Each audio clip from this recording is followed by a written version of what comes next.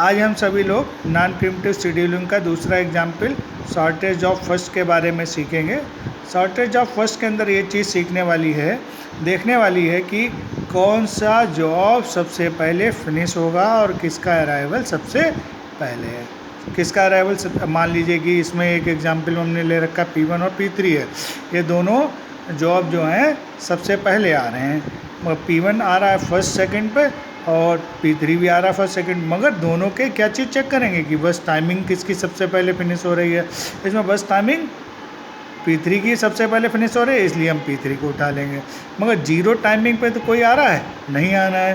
तो यहाँ पर क्या चीज़ देखेंगे, जीरो से तो शुरू करेंगे गैंट चार्ट के अंदर, मगर करना क्या है, जीरो से 1 तक कोई नहीं आया तो हमने ये वाला स्लॉट हमने फ्री कर दिया।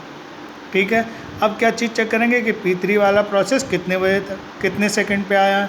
तो P3 प्रोसेस 1 सेकंड पे तो आया है, 1 सेकंड पे ओके, मगर इसका बस टाइमिंग चेक कर लेंगे कि बस टाइमिंग 2 है।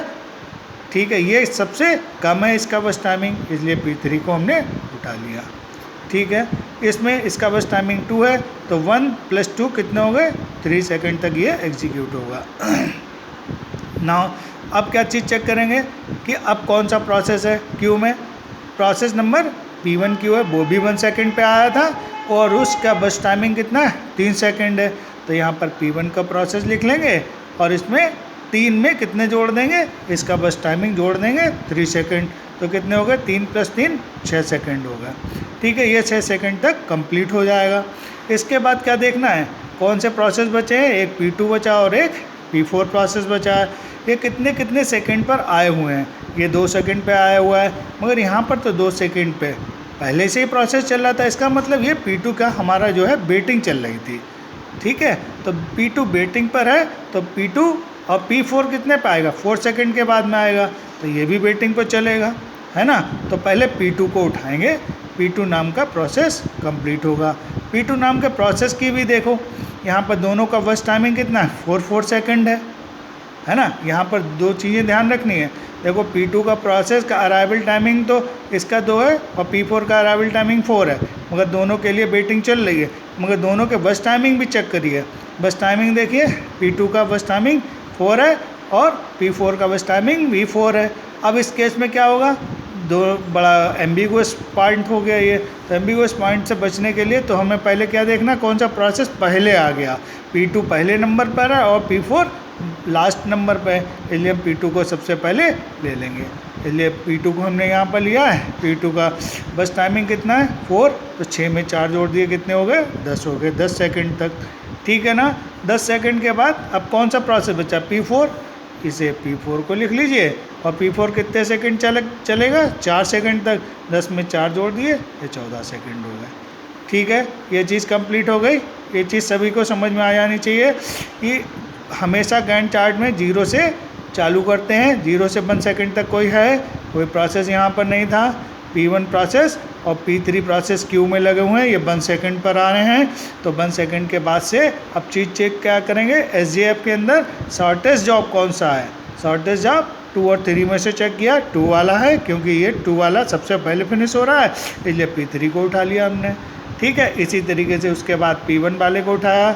P1 के बाद में P2 और P4 बचे हैं। P2 और P4 देखिए, ये 2 सेकंड पे आया, ये 4 सेकंड पे आया, तो 2 सेकंड वाले को 2 सेकंड पे जो आया उसको उठा लिया, इसलिए यहाँ पर क्या उठाया, P2 उठाया।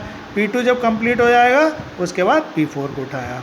ठीक है, ये जो टाइम है, ये गैंट चार्ट में ये क्या चीज़ शो करती है, टाइम को शो करती है।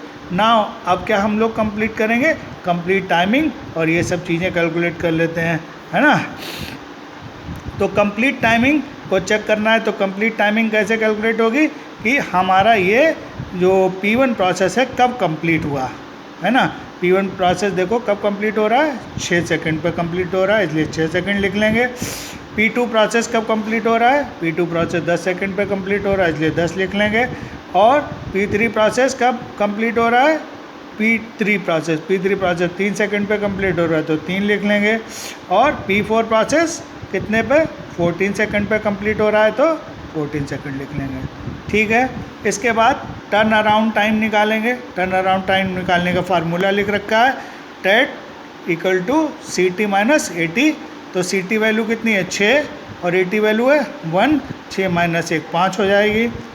10 में से 2 गए 8 बचे, 3 माइनस 1 2 बचे और 14 माइनस 10 10 बच गए। ठीक है, 14 माइनस 4 10 बच गए।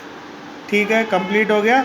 वेटिंग टाइम को कंप्लीट कर लिए। वेटिंग टाइम के लिए टैट में से बी टी माइनस करेंगे। टैट आपने कैलकुलेट कर रखा है, T A T turn around time है। टर्न अराउंड टाइम में से बस टाइमिंग माइनस करिए। 5 माइनस 3 2 बचे, 8 में से 4 गए 4, 2 में से 2 गया 0 और 10 में से 4 गए 6 बचे। यहाँ से आपको समझ में आ जाएगा वेटिंग टाइम किसको कितना वेट करना पड़ा। देखो जैसे P1 है, P3 है, P3 को वेट 0 करना पड़ा क्योंकि P3 सबसे पहले ही आ गया, इसे वेटिंग करने का मौका ही नहीं मिला। P1 को वेट कितना करना पड़ा 2 सेकंड वेट करना पड़ा। देखो ये 3 सेकंड तक काम किया, ये फर्स्ट सेकंड पे आ चुका था, तो फर्स्ट सेकंड 3 माइनस 1 2, इसलिए 2 हो गया ये। ठीक है, P2 को देखो, P2 कितना वेट करना पड़ रहा, P2 को 4 सेकंड वेट करना पड़ा। क्यों? क्योंकि ये P2 आया किस समय था 2 सेकंड पर आ चुका था, है ना। तो 2 सेकंड पे आ चुका था और यहाँ पर कितने के बाद 6 के बाद आना था, तो यहाँ पर 6 माइनस 2 कितने हो गए 4 हो गए। ठीक है, क्लियर हो जाएगी ये सब बातें। इसके बाद आर टी आँख मूंद के यही लिख दिए, ये बीटिंग टाइम ही होता है और 2 4 0 और 6 है। ठीक है, जो रिस्पांस टाइम होता है इसका कैलकुलेशन के लिए आपको जब प्रिमिटिव शेड्यूलिंग पढ़ाएंगे उस समय आपको समझ में आ जाएगा कि रिस्पांस टाइम का क्या यूज हो रहा है। यहाँ पर जो नॉन प्रिमिटिव शेड्यूलिंग है उसके केस में जो रिस्पांस टाइम है वो बिल्कुल सेम होता है वेटिंग टाइम के।